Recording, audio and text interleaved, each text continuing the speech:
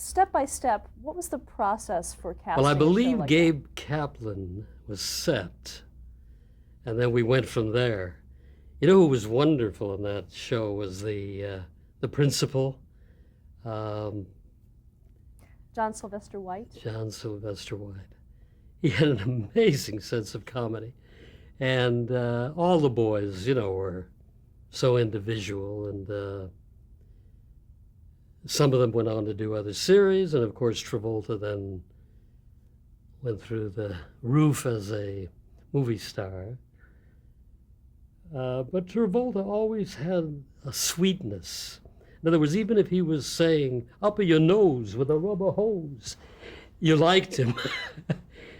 and sweetness is an important word, and I think it's a big part of John Travolta. Later, he has proved that he can tackle any kind of character. But so that's one of the really happy memories. Did you think that his character would become a breakout character like it did? I don't want to presume to say that. I just knew he had magic, that indefinable magic, that don't ask me why certain people have it. It's inexplicable. But they've usually trained. And John had trained a lot in New York and had done Broadway and off-Broadway, and his mother was a drama teacher, I think. What kind of direction were you given in terms of casting Welcome Back, Kotter? Direction? Yeah, how was the show explained to you? What kind of characters were you looking for? Well, I think we wanted all the guys to feel like they're from the streets, And Gabe, of course, was a New Yorker. And, but I was just meeting. Obviously, I didn't want a Texas drawl, so I wasn't looking for somebody that had that built in. But once in a while, you find that people are multi-sectional. They can do accents from all over the country. So you can't presume, again, anything.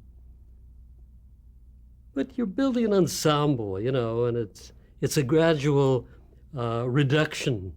You start off. Nobody ever touched Travolta. There were some very good actors up for it. But that was a case where it was no contest. You know what I have found, though, and again, this may not be the rule, is that in the final analysis, it comes down to one person for every part. Now, sometimes there are a couple. And then if you lose that person and you don't want to compromise, you have to start all over.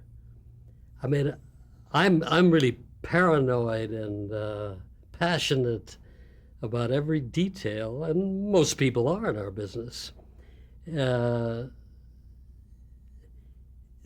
make sure that every little piece works. And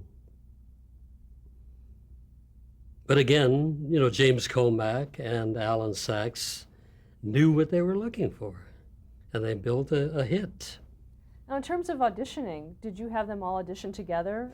Well, first we read them individually. Like when John Travolta came in that day, he read for Alan and I, and then later you put together different groups and begin to narrow it down. And sometimes the network wants to see two candidates, or you might even have three. And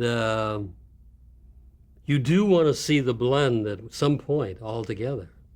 See the compatibility, to see how they react to each other. And it's, rarely a fast process.